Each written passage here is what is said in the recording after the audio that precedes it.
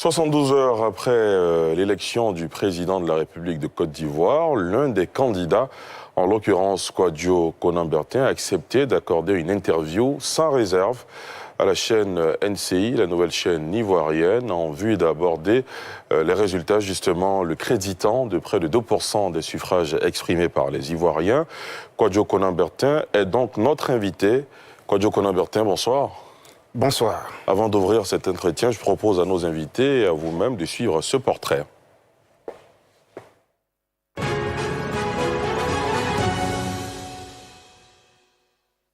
Pour sa deuxième participation à une élection présidentielle, après celle de 2015, où il a récolté 3,88%, le candidat indépendant Kouadio Konan-Bertin, dit KKB, n'a pas fait la surprise en 2020. Au terme de l'échéance du samedi dernier, KKB a perdu face au président sortant Alassane Ouattara, candidat du Rassemblement des Oufouettistes pour la démocratie et la paix. Selon les chiffres proclamés tôt ce matin par la Commission électorale indépendante CEI, le président sortant a récolté 3 031 483 voix, soit 94,27%.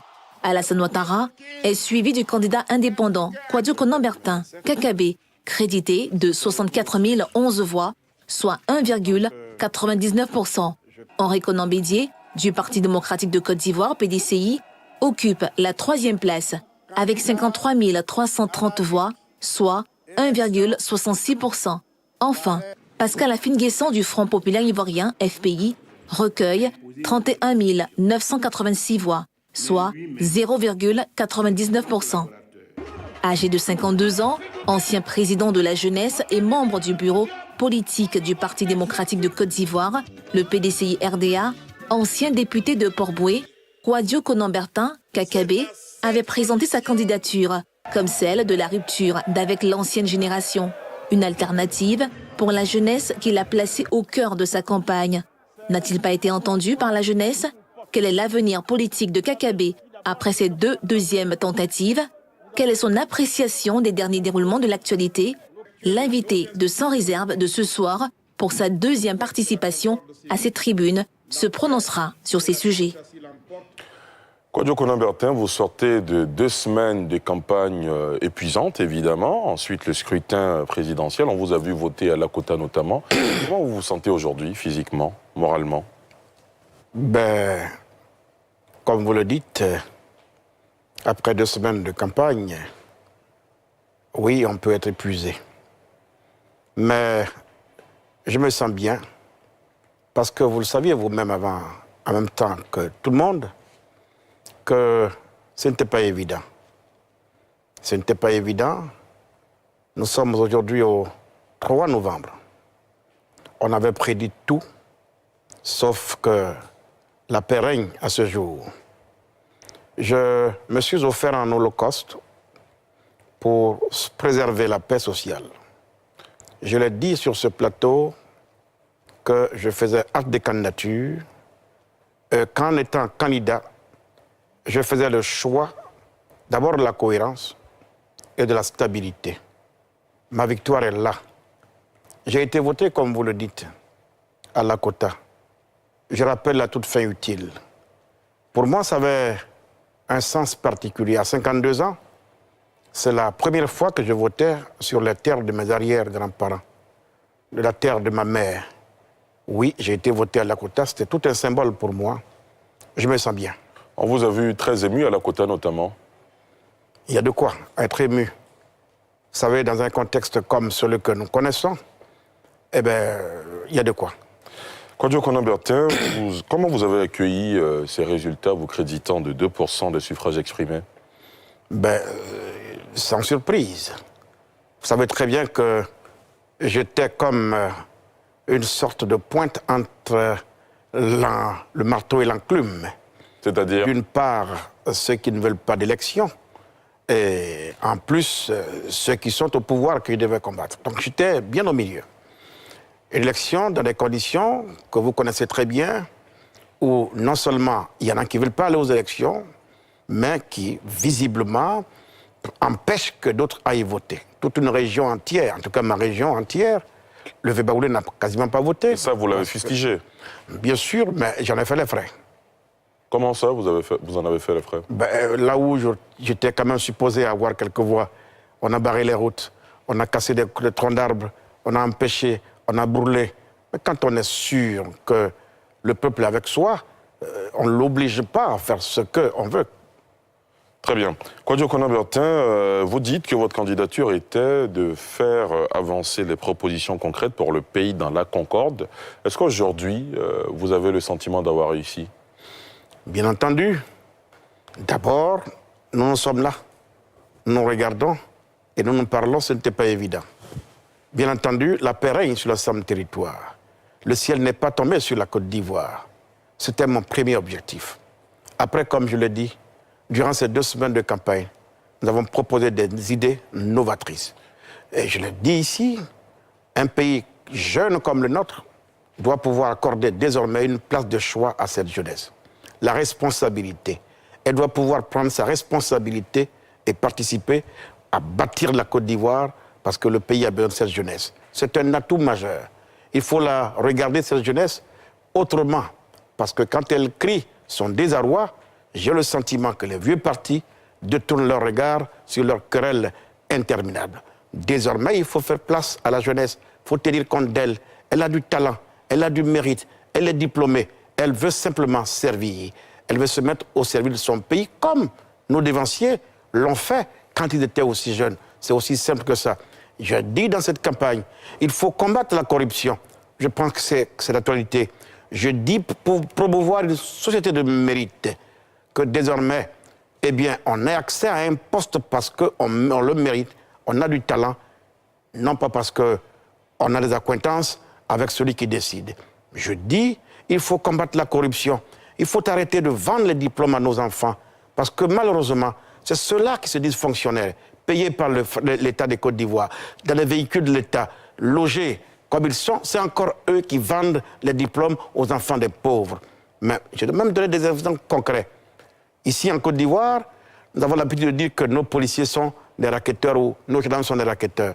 Mais enfin, quelqu'un qui vient de Kofi Konakro, qui est orphelin de père, donc le père est décédé dans la guerre, sa maman Vanyama Koudi au village, qui a une licence en poche, qui veut devenir policier, on lui demande de payer 5 millions de francs CFA.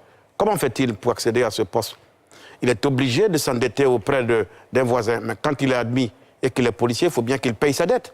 5 millions de francs, il voit sa fiche de paye. Pendant combien d'années va-t-il travailler pour payer cette dette, s'occuper de lui-même, construire un foyer, s'occuper de ses enfants et penser à ses parents et se bâtir un avenir? Le temps de se rendre compte, eh bien, il est pauvre toute sa carrière. Et pourtant, il a un sifflet, il a un pistolet. Lequel d'entre nous ferait autre chose? Il est tout de suite tenté d'aller sur la route pour bloquer le premier Libanais qui arrive avec sa marchandise. Il lui prend 200 000 francs.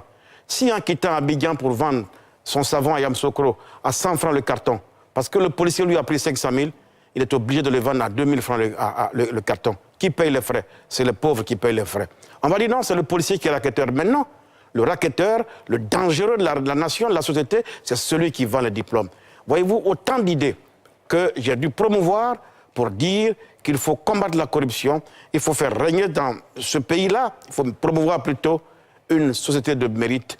Et j'ai parlé de beaucoup de choses. Ce sont de belles idées, si elles sont prises en compte, peuvent faire avancer notre société. Malheureusement, depuis quelques décennies, est-ce qu'il y a des Ivoiriens qui ont des oreilles pour entendre les idées? Non. Vous avez l'impression de n'avoir pas été entendu? Pas que je n'ai pas été entendu. Au regard des nombreuses félicitations qui me sont adressées, j'ai le sentiment d'avoir été entendu. Mais enfin, pour le coup là, qu'est-ce qui était en jeu? Le boycott? Tout à fait. L'un dans l'autre. Qui est-ce qui était prêt? Les Ivoiriens, beaucoup ont fui Abidjan pour se réfugier au village parce qu'ils avaient peur. Parce qu'ils avaient peur. D'autres ont quitté le pays carrément pour être à côté du pays voisin parce qu'ils avaient peur. Ils avaient peur parce que le scrutin, finalement, a été émaillé de beaucoup de violences. Vous l'avez dit vous-même dans votre région et vous en avez payé le prix. Ces violences ont aussi frappé une ville symbole, la capitale politique de la Côte d'Ivoire, Yamoussoukro. Est-ce que toutes ces violences, Kwadwo Konan-Bertin, pour vous, révèlent la profondeur des meurtrissures qui divisent les Ivoiriens? Bien entendu, et je l'ai dit ce matin dans ma conférence de presse, je souhaite de tout mon cœur que ce soit la dernière élection qui se tienne dans de telles conditions. Il faut que nous comprenions très bien que le temps est arrivé, que nous sortions de la belligérance. C'est pourquoi j'ai proposé ce matin déjà que la conférence nationale sur la réconciliation nationale. Nous aurions pu le faire avant le scrutin. Bon, nous sommes là maintenant, il faut immédiatement faire place au débat, à la discussion.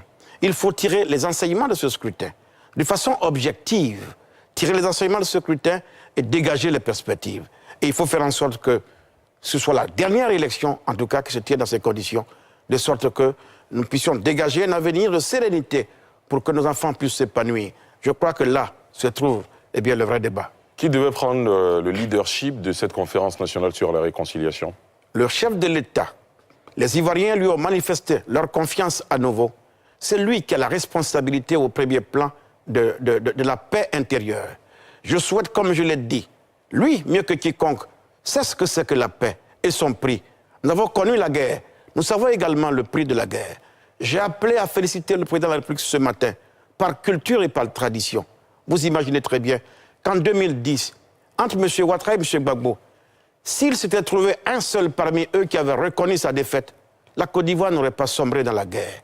Il n'y a pas de compétition sur cette terre des hommes qui se solde avec deux vainqueurs. Je veux que les Ivoiriens le comprennent. Je veux que ceux de ma génération le comprennent. La démocratie, le vote, c'est un jeu qui oppose des adversaires. À la fin du scrutin, vous avez deux en liste. Forcément, il y a un vainqueur et forcément, il y a un vaincu.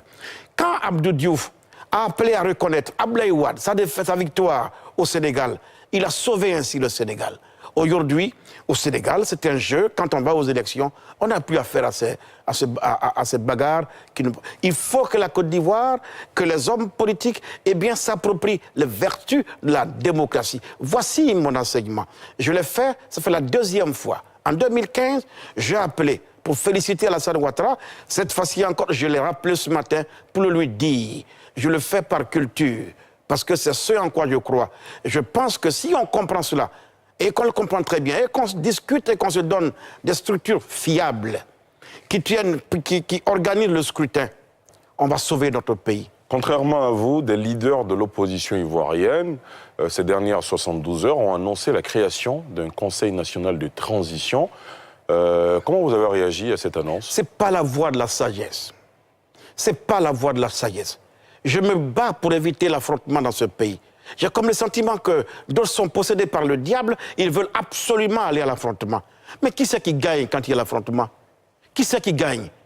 Nous allons avoir été à un scrutin, vous avez appelé à boycotter, manifestement ça n'a pas marché, quelqu'un a gagné, il faut maintenant le féliciter.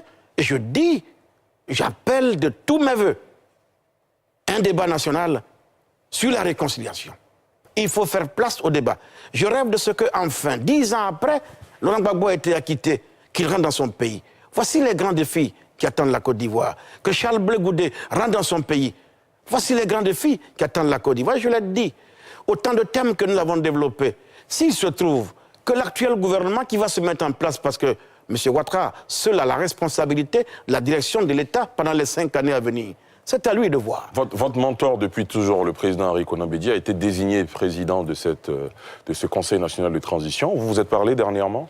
C'est pas comme ça que j'ai connu Henri Konan Bédié. C'est pas comme ça que j'ai connu Henri Konan Bédié.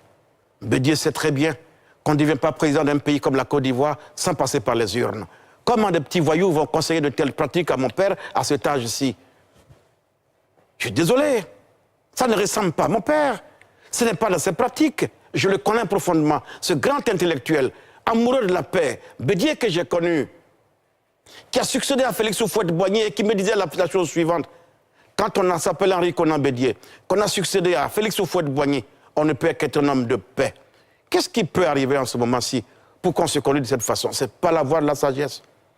Je me donnerai les moyens, modestement, de revenir là où il le faut pour contribuer justement à apaiser les cœurs. Alors tout à l'heure, on vous entendait parler avec beaucoup d'enthousiasme et d'optimisme également de ce que la jeunesse devrait monter au créneau pour occuper les premiers plans sur la scène politique. C'est quoi la suite de la carrière de Kwadjo Konan-Bertin? Il envisage de créer un parti politique. Cette élection de 2020 était en fait une manière de se positionner pour 2025. C'est quoi la stratégie?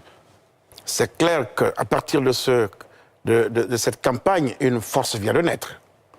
Une force vient de naître, manifestement composée des jeunes, des femmes, des Ivoiriens venus de partout, qui n'appartiennent pas forcément à un parti politique, qui ont donc soif de changement, qui nourrissent ce désir-là de voir la classe politique se rajeunir, qui ont donc bien accueilli les discours et les propositions qu'on leur a tenues, et qui veulent bien, donc, eux aussi, exister.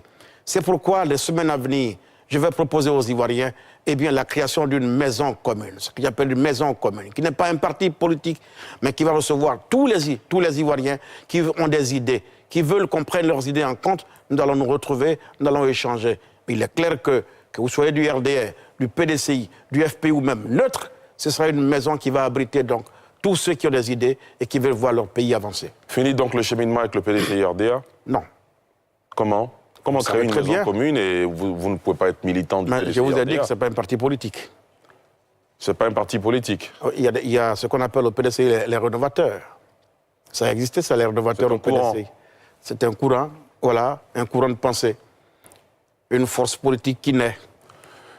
Kwadjo Konan-Bertin, de plus en plus, des voix se sont élevées ces dernières années pour souhaiter le retrait de la scène politique Henri Konan Bédié, Alassane Ouattara, Laurent Gbagbo. Dernièrement, dans une interview, précisément la semaine dernière, le président Laurent Gbagbo n'entendait pas cela de cette oreille.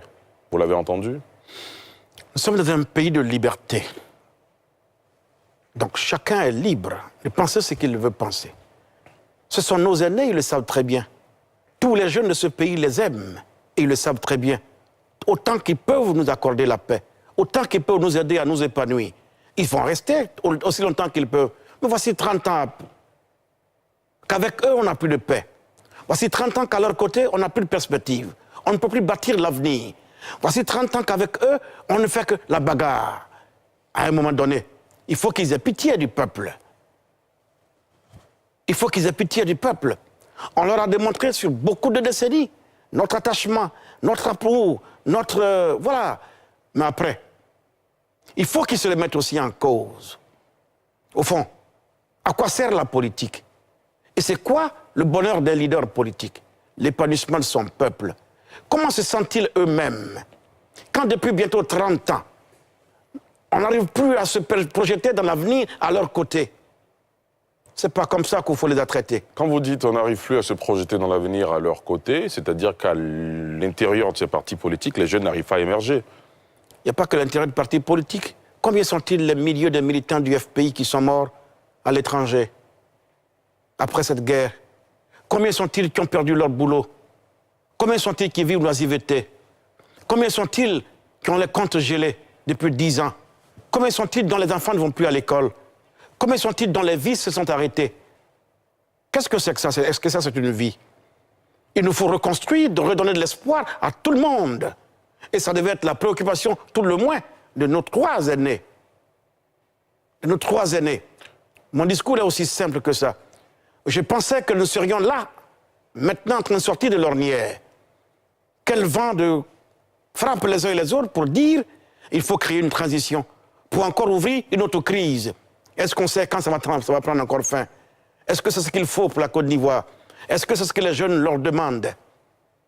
Les jeunes souhaitent que la belligérance prenne fin. On n'en prend pas les voies qu'il faut pour y mettre fin. Et vous voulez qu'on souhaite encore leur présence sur la scène? Qu'est-ce qu'ils nous apportent? Qu'ont-ils apporté en termes de développement la Côte d'Ivoire après que le vieux Oufoué soit mort? Alors, justement, concernant ce retrait des elders, pour ainsi dire, les doyens de la scène politique ivoirienne, le président Ouattara a laissé entrevoir, a laissé planer l'éventualité de remettre dans la constitution ivoirienne la limite d'âge. C'est quelque chose que vous accueillerez positivement? Mais alors, pourquoi a-t-on dépensé tant d'énergie et beaucoup d'argent pour changer l'ancienne constitution? Si c'est pour revenir à ça. Voyez-vous, heureux ceux qui ne savent pas. Moi, j'étais déjà député. J'avais prévu tout cela. Quand on donne des lois à un pays, ces lois doivent être éclairées. Oufou a gouverné pendant 30 ans, il n'a eu qu'une seule constitution. Et pourtant, nous avons connu le bonheur, la prospérité, à ses côtés, avec une seule constitution. Il faut que prenne fin les tripatouillages, la loi fondamentale. Il faut donner au peuple une loi fondamentale éclairée, non conflictuelle, qui ne garantisse pas que les intérêts des individus, Tout un peuple doit retrouver dans sa constitution ce qu'il faut pour son épanouissement et son bonheur. C'est de ça qu'il s'agit. Pourquoi donc être parti dans ce sens pour revenir 10 ans en arrière? Peut-être parce qu'on se rend compte que ça ne marche pas. J'avais prédit, non? Donc j'avais eu raison. Et pourtant, tout le monde s'était ligué contre moi. Aujourd'hui, vous êtes dans la posture de celui qui finalement avait raison sur tout le monde. Est-ce que vous vous dites? J'espère encore une fois ne pas avoir raison dans ma posture actuelle. Combien sont-ils qui m'ont brocardé, qui m'ont traité de vendu? Je préfère me vendre pour qu'il y ait la paix dans mon pays. Est-ce que j'ai l'air d'un homme qu'on peut acheter? J'ai des convictions pour ce pays. J'ai des idées pour ce pays. Et je fais les sacrifices qu'il faut faire parce que je vois mon pays, la Côte d'Ivoire, se relever. La Côte d'Ivoire a un rôle dans la sous-région et même sur le continent. La Côte d'Ivoire, où il faut la hisser à certains niveaux, n'avons pas le droit de rabaisser la Côte d'Ivoire. Kwadwo Konan-Bertin, avant de vous soumettre aux questions des internautes, dernière question que je vous pose. Dans votre discours ce matin, vous nous avez laissé une porte ouverte pour une participation à un gouvernement d'union nationale, au cas où vous êtes invité à la table par le président Ouattara, c'est bien cela? Ce n'est pas totalement ce que je dis. Je dis que la Côte d'Ivoire a un besoin de rassemblement de ses enfants. Franchement, si les Ivoiriens m'avaient fait confiance, je serais allé dans ce sens. Maintenant, c'est Ouattara qui est le président de la Côte d'Ivoire. C'est lui qui voit. Si Ouattara éprouve le même désir que tout le monde, et je même dis que si nos idées sont prises en compte, s'il pense comme moi qu'il faut aller à l'ouverture, à l'apaisement, moi je suis prêt. Partout on parle de paix, partout on parle de rassembler les Ivoiriens, partout on parle de cohésion, réconciliation, je suis présent. Parce qu'il n'y a que ça qu'Oufoué m'a appris à faire. Donc vous êtes prêt à intégrer le prochain gouvernement? Est-ce que c'est forcément dans un gouvernement qu'on peut se rendre utile? C'est un exemple. C'est un exemple. Partout où on m'appelle pour servir la cause de la nation, pour servir la paix, pour servir la réconciliation, eh bien je suis là. Merci infiniment, Kwadwo Konan-Bertin. À présent, place aux questions de nos internautes.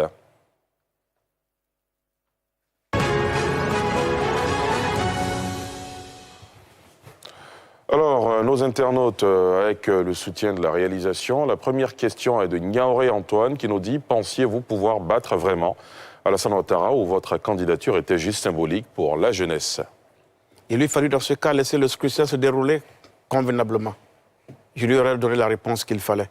À partir du moment où il y a eu entrave, à partir du moment où on n'a pas pu voter, je ne peux pas répondre à sa question. J'étais candidat pour gagner les élections et j'avais mes chances réellement si il y avait eu un scrutin libre et transparent. Prochaine question d'internaute. Pensez-vous que votre objectif de recherche de la paix a été atteint à travers votre participation à cette élection présidentielle? La Côte d'Ivoire est encore debout au jour du 3 novembre. Et pourtant, il semble que tout le monde avait prédit que la Côte d'Ivoire sombrerait le 31 au soir. Si je m'étais retiré, je ne sais pas ce qui allait se passer dans ce pays. J'ai la conscience tranquille et je pense avoir servi la cause de la paix. La prochaine question, elle nous vient de Gbalou Kevin qui dit que pensiez-vous de votre score à cette élection? À cette élection, ce n'est pas le score qui me préoccupe. Ce qui me préoccupe, c'est la paix, c'est la stabilité. C'était là mon objectif, c'était là ma victoire, c'est là ma première victoire. Nous avons le temps dans ce pays. Nous avons le temps. Je n'ai que 52 ans. J'entends des gens dire que c'est fini. Ça fait 10 ans qu'on me dit que ma carrière était finie. Je suis là ce soir. Les combats de demain, ce n'est pas aujourd'hui qu'on les mène. Prochaine question, on poursuit avec cette fois-ci Youssouf Diabaté qui nous dit quel rôle allez-vous jouer pour ramener le calme entre l'opposition et le RHDP en cette période de trouble? Voyez-vous, je l'ai déjà dit sur ce plateau il y a quelques semaines. Je n'ai pas attendu ce scrutin pour m'investir dans la recherche de la paix. Il y a déjà 2 ans, même 3, parce que j'estime que gouverner, c'est prévoir. Je voyais venir ce que nous vivons aujourd'hui. Je me suis déplacé moi-même jusqu'en France pour rencontrer Abdou Diouf. Je lui ai dit la chose suivante. Monsieur le Président, Houphouët-Boigny vous a désigné comme le parrain du prix Houphouët-Boigny pour la recherche de la paix. Voilà qu'Houphouët est mort, son pays est en crise, ça fait quand même 20 ans. Comment vous sentez quand le pays de Houphouët-Boigny est en crise? Il me semble que vous êtes la personne tout indiquée sur le continent pour aller parler aussi bien à Laurent Gbagbo, Henri Konan Bédié et Alassane Ouattara pour ramener la paix dans ce pays. J'ai été voir tous nos hommes religieux, musulmans, catholiques et autres. J'ai été voir les rois et chefs traditionnels de Côte d'Ivoire pour leur tenir le même discours. Je suis allé au Ghana voir Jerry Rawlings. J'ai été voir Lassana Kouyaté en Guinée. 2 ans avant le scrutin, je voulais qu'on évite ça. Je ne baisserai pas les bras tant qu'on n'aura pas eu la paix dans ce pays, tant qu'on n'aura pas eu la stabilité, tant qu'on n'aura pas donné l'assurance que nous pourrons préparer, bâtir l'avenir de nos enfants dans la quiétude. Et comme je ne sais pas manipuler de fusil, je suis pas présent là où on parle de force brutale. Moi, je suis baoulé, je le dis. Un bon baoulé, il a un respect sacro-saint pour la vie. Un baoulé ne prend jamais un fusil contre son semblable. Quand il prend un fusil, il va en forêt contre un gibier, pas contre son semblable, un être humain. La vie est au centre de nos préoccupations. C'est ce qu'au fond nous a enseigné. Si tant est que l'objectif de notre action politique, c'est d'améliorer la vie, notre première action, c'est de protéger cette vie. C'est Dieu qui la donne. Et c'est à Dieu qu'il appartient de prendre la vie à qui il veut, quand il veut. Personne n'a le droit d'ôter la vie à son prochain. Dernière question d'internaute, avant de mettre un terme à cette émission. Vous êtes qualifié de traître par les partisans de l'opposition. Vous sentiez-vous en sécurité quand nous savons que la politique est une passion en Afrique? Une question de Kwame Lambert et ce sera la dernière. Pendant cette campagne-ci, la loi a prévu une sécurité pour nous. Mais avant ça, comme après ça, je n'ai jamais eu besoin de garde-corps. Ma sécurité est assurée par Dieu Tout-Puissant parce que Dieu assure la sécurité de ceux qui sont dans la vérité. Je n'ai pas d'ennemis, moi. Vous m'avez vu ici payer un billet pour me rendre à La Haye. Je ne pense pas que ce soit Laurent Gbagbo qui souhaite me tuer au saut de ma mort aujourd'hui. J'ai été voir Charles Blé Goudé. Je ne pense pas que ce soit lui qui veille ma mort. Je ne pense pas que ce soit les militants du RDA qui veulent ma mort. Encore moins ceux de mon parti. Pourquoi aurais-je peur? De qui aurais-je peur? Qui est-ce que j'ai trahi? Je travaille pour le peuple de Côte d'Ivoire.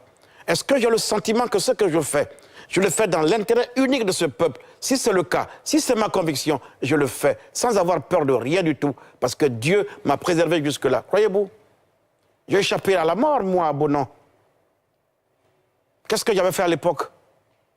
J'ai vu la mort de près à la mairie de Cocody. Qu'est-ce que j'avais fait à l'époque?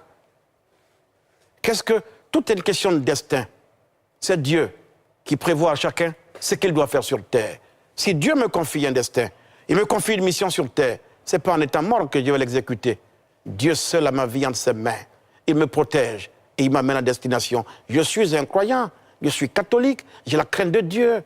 Je veux demeurer dans la vérité. Et chaque fois, je prie mon Seigneur qu'il me donne la sagesse, la lucidité nécessaire pour ne pas que je sombre dans les travers. Merci infiniment, Kwadwo Konan-Bertin. Je rappelle que vous êtes candidat malheureux, on va dire ça comme ça, il faut le dire, à cette élection présidentielle. Ça fait la 2e fois. Merci d'avoir accepté notre invitation. Alors, je vais vous dire une chose avant de finir. Dites-nous. Sur ce plateau, j'ai pris un exemple d'un homme politique français, il s'appelle François Mitterrand.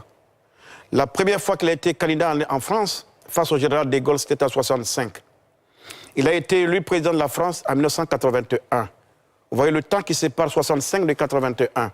Ceux qui ont voté en France, 15 ans. Ceux qui ont voté en France 65, qui avaient 65 ans, étaient plus vivants en 81. Quand vous croyez en vos idées, vous êtes persévérant.